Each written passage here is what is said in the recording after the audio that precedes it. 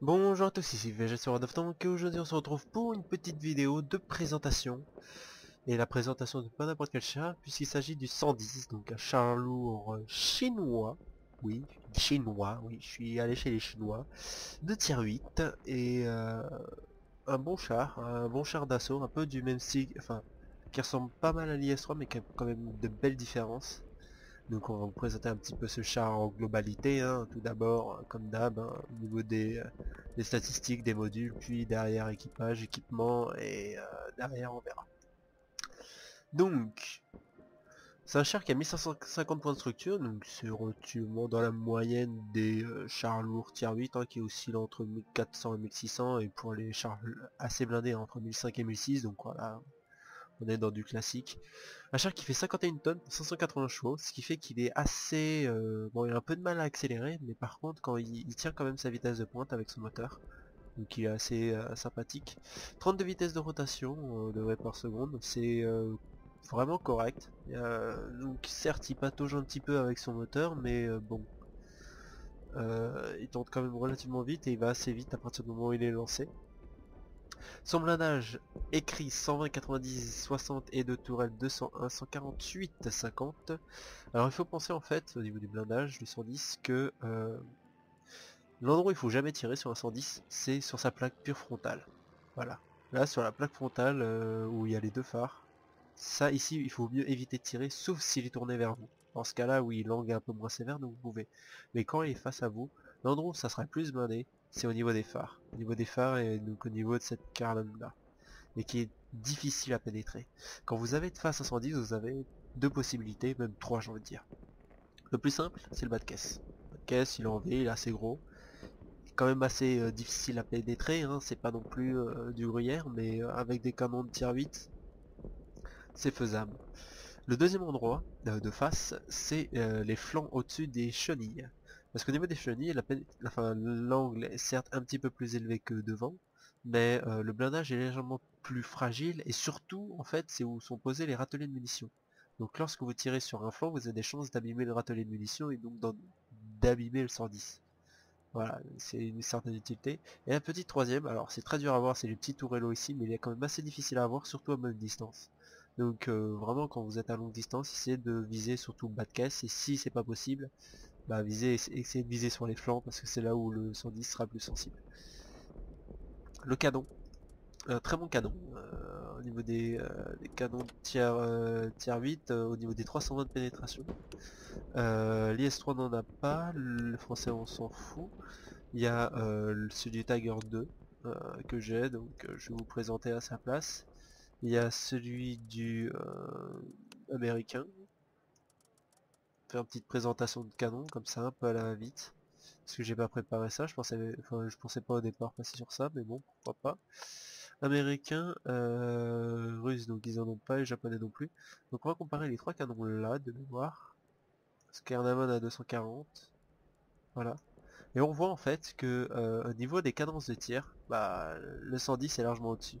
Alors certes la précision c'est pas une précision allemande, ok. La pénétration aussi elle est inférieure, mais voilà, au niveau de la cadence de tir, elle envoie du lourd quand même le 110. Parce que si cadence de tir avec 320 dégâts, voilà, pour des affrontements purs en face à un Tiger 2 ou face à un T-32, c'est lui qui aura l'avantage. S'il n'y a pas de bounce, et si l'affrontement se fait à distance. À courte distance, du fait d'une dépression assez faible, il sera quand même délicat contre un T-32 parce que de fait il aura des grandes difficultés à viser ses points faibles, alors que un T-32 n'en aura aucun parce qu'il pourra viser le haut de tourelle assez simplement. Mais voilà, à longue distance et sur le DPM, le meilleur c'est le 110. C'est pour ça que c'est un char assez sympathique à jouer de ce niveau là. 26 de vitesse de rotation de tourelle, c'est correct hein, pour un char lourd. 380 de portée nue, c'est pareil, c'est correct, c'est pas trop, pas assez. 750 de portée radio évidemment, on voit très très loin avec cette tourelle. Au niveau des équipements, alors je suis parti sur du classique, hein, ventilation full noir stable. Vous pouvez partir si vous trouvez que vous prenez trop de dégâts sur le râtelier munitions humide. J'ai pas encore eu d'Amorak avec le 110, mais ce serait vraiment un truc là où vous jouez de la pure sécurité. Optique n'a pas besoin, donc ouais, le classique ventilation full noir et V-stable pour augmenter la stabilité en roulant, c'est assez agréable. Surtout avec un char en fait où vous pouvez vous amuser à foncer sur l'adversaire. Justement votre point fort, c'est le blindage de face. Ça veut dire aussi, quand on dit ça, ça veut dire qu'il faut pas side scrap. Parce que le blindage latéral est vraiment faible. Donc pas de side scrap, mais par contre, bah, vous pouvez avancer de face. Vous pouvez faire peur en avançant de face. Un très bon agresseur comme un IS-3. Même si lui a un meilleur, enfin même s'il est 110, un meilleur blindage de face. C'est juste qu'après derrière il est un petit peu plus sensible à certains points. Au niveau de l'équipage, alors j'ai mis frère dans mon premier parce que je joue en V1. Sinon vous le mettez en 2 et à la place vous prenez ce que j'ai mis en 2, à savoir donc le 605 avec la réparation. On finit la réparation après derrière pour le toit et évidemment on améliore la précision de mouvement. Hein. Sur un char où on pourrait agresser, bah on le fait, conduite sous précision. Râtelier sécurisé évidemment parce que le râtelier est assez sensible. Derrière, on peut partir sur la portée de vue sachant qu'il en manque légèrement, mais le problème c'est que bah, l'opérateur radio et le chef de char partagent les mêmes compétences, donc c'est un peu embêtant vu qu'on peut pas faire l'un et l'autre. Donc j'ai envie de même dire de privilégier plutôt même un camouflage hein, qui est pas forcément mauvais sur un 110. C'est un bon char lourd au niveau du camouflage, mais bon, au niveau de la quatrième compétence, franchement, après derrière, quand vous avez les trois là, quand vous avez les trois là en fait, vous avez quasiment, on va dire, fait le plus gros du boulot. Il n'y a pas vraiment d'autres choses, désolé pour le petit rhume, il n'y a vraiment pas d'autres choses à rechercher en fait. En tout cas pour le chef de char, hein, parce qu'après derrière,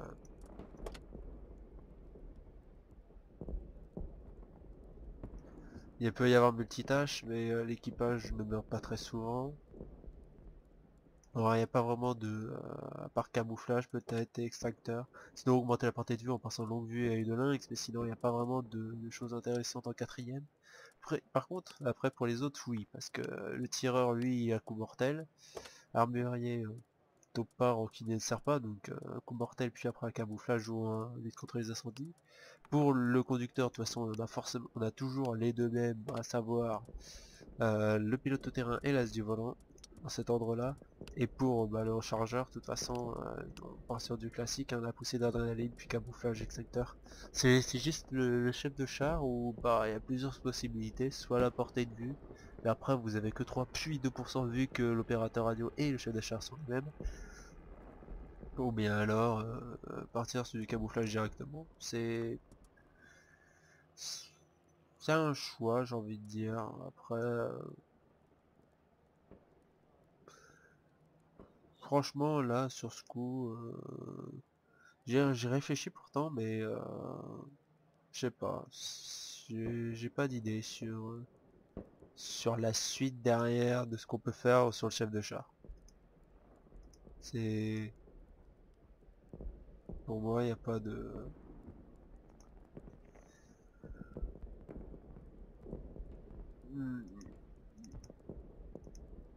Il y a pour moi pas de choses à faire sur lui.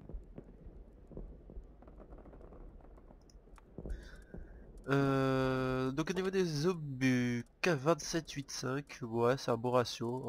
En vaisselle je prends juste 6 obus de pénétration de plus. On va en contre 1 parce que 14 comme ça on a une sécurité sur un des tirs. Mais en FFA 215 de pénétration est quand même suffisant en tir 8. Donc si vous tapez du 9 ça peut passer, le 10 c'est un peu embêtant, donc 8 obus APCR c'est pas trop mauvais. Quelques explosifs on sait jamais pour le décap. Bon on peut passer même un 4, hein, c'est pas non plus un grave. Mais bon voilà, la paix est suffisant sur un 110. Et bon, classique au niveau des consommables. J'ai pas envie de camouflage, mais je vais en mettre un, tiens. On va mettre un camouflage. Alors voyons voir ce qu'on a. On a ça, on a ça. J'ai toujours préféré les blancs en hiver. Je les trouve plus jolis. Au niveau des estivales, on a ça, ce qui est pas trop mal. Ça, c'est un peu trop tacheté à mon goût. Les tricolores tardifs, assez sympathique. Oh, il est bien celui-là. Premier camouflage introduit par la PL. Ouais, il est assez sympa celui-là. À voir le tacheté en doré aussi. Moi, bof. Celui-là, ouais. Les années 80, particularité en été de la Chine. Ouais, mais c'est 80, c'est pas 50 là. Depuis la fin des années... Oh, il est sympa aussi celui-là. C'est quoi ça aussi? Ah mais attends, c'est des camouflages des années 90, ça on va pas utiliser. Oh.